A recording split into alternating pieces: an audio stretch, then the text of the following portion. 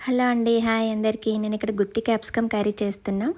Same as it is గుత్తి వంకాయ ఎలాగ చేస్తామో అలాగే, కాకపోతే వీటిలో మిడిల్‌లో ఉన్న మిర్చి గింజలన్నీ తీసేసి గుత్తి వంకాయ ఎలా చేసుకుంటామో మొత్తం ప్రాసెస్ అదే. చాలా కమ్మగా ఉంటుంది. నాకు గుత్తి వంకాయ కంటే కూడా గుత్తి క్యాప్సికమ్ కర్రీ చాలా చాలా నచ్చింది. కమ్మగా ఉంటుంది. ఎంత తిన్నా లోపలికి వెళ్ళిపోతూనే ఉంటుంది. నేను ఈ మధ్య ఒక కొటేషన్ చదివినా అండి. వాట్సాప్‌లో వచ్చిందనుకుంటా.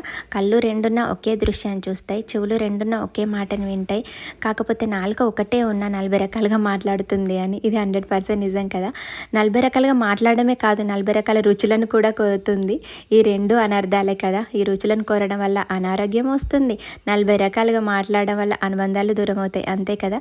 ఒక్కొక్కరు మన దగ్గర ఒక మాట మాట్లాడతారు, వేరొక దగ్గర ఇంకో మాట మాట్లాడతారు. మనసులో కక్ష ఈర్ష పెట్టుకొని పైకి మాత్రం తీయగా మాట్లాడతారు, ఒక్కొక్క దగ్గర ఒక్కొక్క విధంగా మాట్లాడతారు.